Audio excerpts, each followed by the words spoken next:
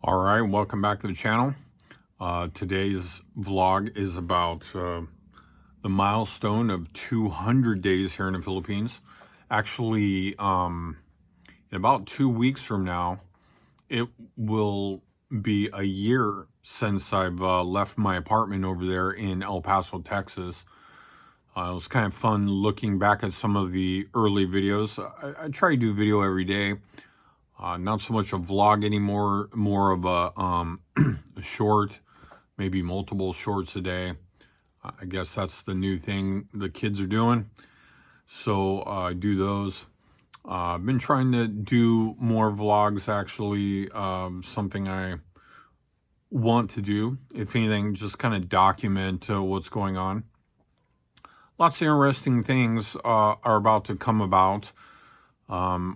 About 30 days from now, I'm going to have to renew my visa again. If I'm not mistaken, for month 9 and month 10, which will take me into January. It will be nice to kind of secure my position past the holidays. I could be in for a visa run.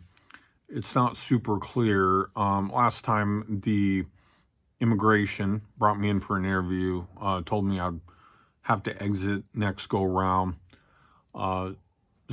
However, we went back in there, talked to them a little bit. They said I probably shouldn't have a problem renewing my visa here for another round, which going past the holiday season would be ideal.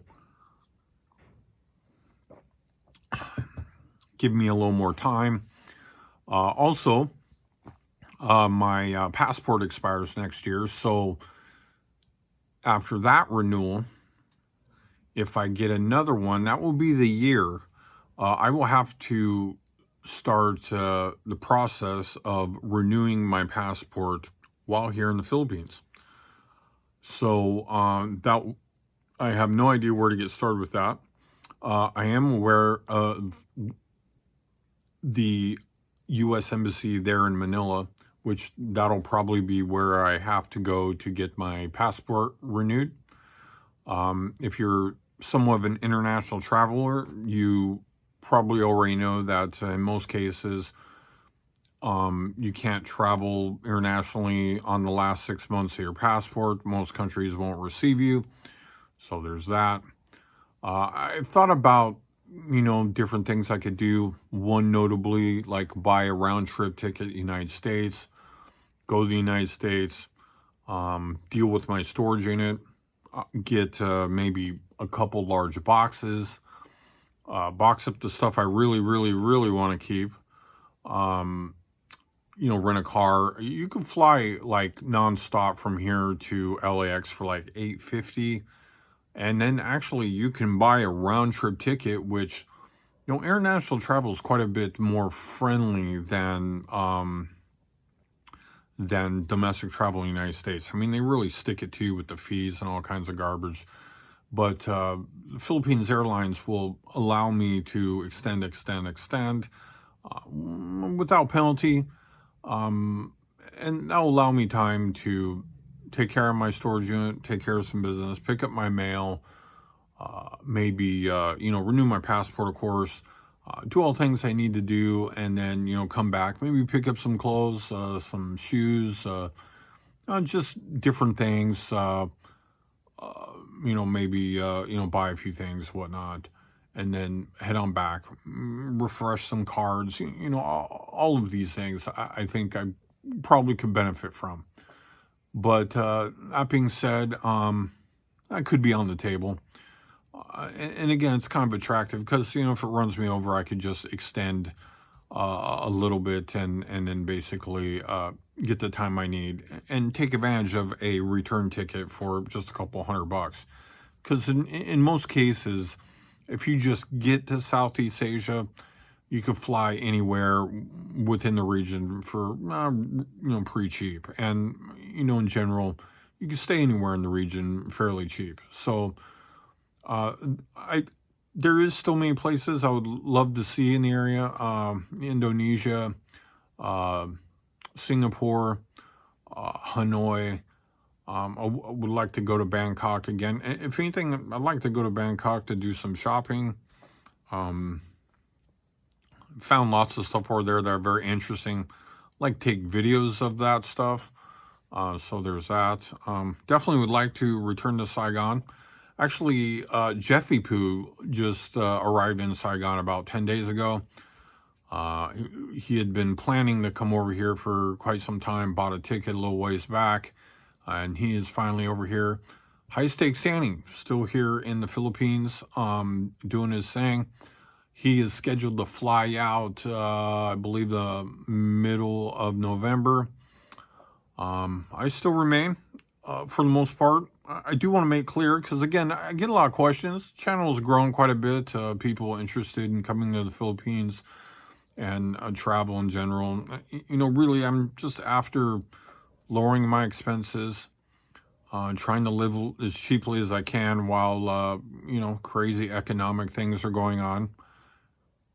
Jeffy Poo has a different opinion, but, my main goal here is just to kind of lower my expenses, and Southeast Asia is a pretty good place for that.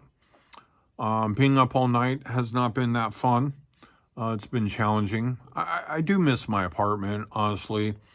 Also, to be kind of transparent, I got a little bit of anxiety.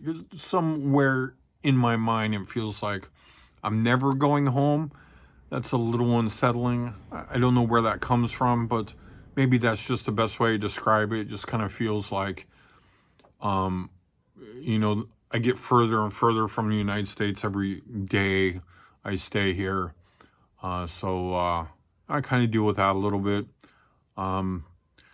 We have been looking at apartments, casually, not necessarily seriously, I guess would be, again, maybe the best way to explain it. That being said, holiday season coming up. Christmas holiday is in full swing, although it definitely doesn't feel anywhere near Christmas with still being, the temperatures come down a little bit here, so it hasn't been as bad. Maybe they call this the Burr months, Burr being cold, definitely not cold, still very, reasonable. The weather is definitely a little more reasonable. It does get very warm here, in case you're unaware. It is a very tropical climate, but been a little better. My girlfriend says it does get a little cooler here, which would be great. I definitely have not experienced too many cool days here. If definitely not a cool day, maybe a cool breeze. But Jeff said when he was over there in Vietnam that it definitely was a cool day, which I was like, wow. But it was cooler in Baguio. Anyway, don't mean to ramble on too much about that. Also, last week I was contacted by a freelance reporter and doing a story about the people leaving Tijuana. Rents, of course, exploding in Tijuana. If you follow my vlogs or followed me for a long time, have a lot of time down in Tijuana. Love Tijuana for many reasons. One is it's so close to the United States, San Diego, the weather. Just overall kind of a cool place. But costs are up in Mexico, maybe even up a lot. And the story he was doing is on the people that moved to Tijuana, then turn around and move out. Very interesting thing. I know lots of people that live in Tijuana, and I know lots of people that have moved on from Tijuana. Normally, the experiences kind of goes about like this.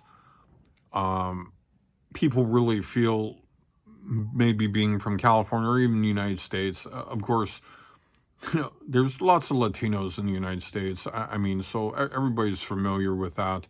maybe even speaks a little bit of Spanish too, right? So people really feel like they could do it. They go down, visit Mexico, have some cervezas and tacos, and go, wow, I could move to Tijuana or, Mexico, Baja.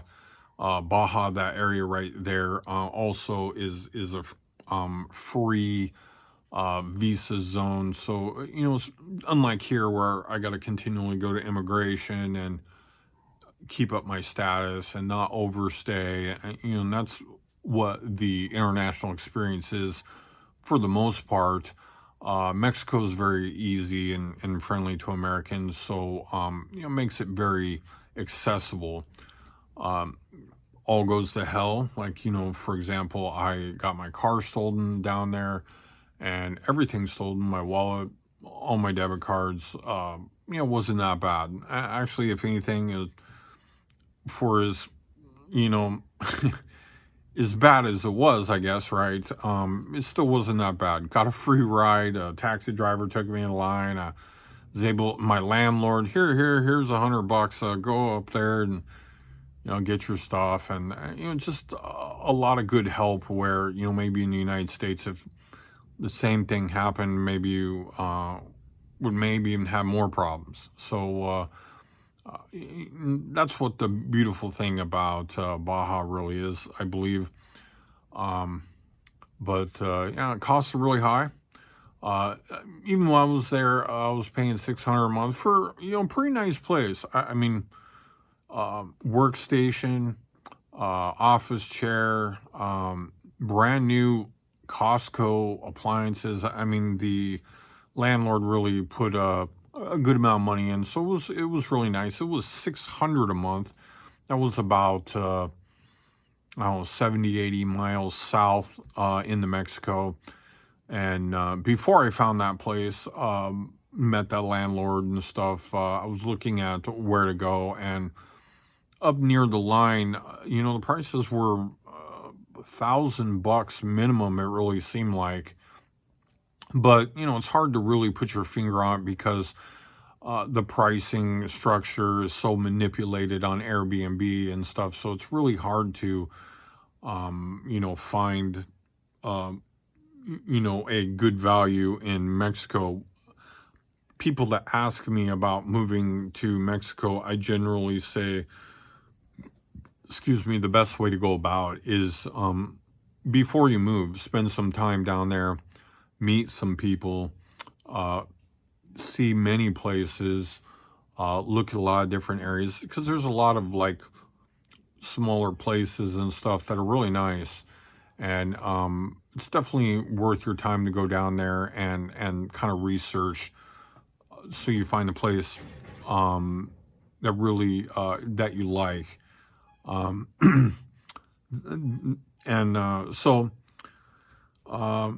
Interesting. I mean, that is the third news story I've done. One of them was with a San Diego reporter. I mean, there's lots going on around the border.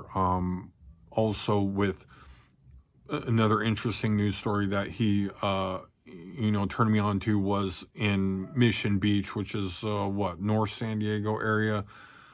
Really is just all Airbnbs now, how the school districts and stuff are almost empty because everybody's moved out and turned all the places into Airbnbs. And basically from that, the businesses in the area have become seasonal. And it's interesting too, because it really seems like even more people live in Southern California. At least it did when I left. So, and then I did another news story with a New York news affiliate. I don't know the exact place, but there's lots of news going on, of course, from Mexico in general, and all the things that are going on there. But I think that's everything. I think that's everything I have for today. Just another October day. It's about 3 in the afternoon here, October 13th. channel. I'm about to hit 3,000 subscribers.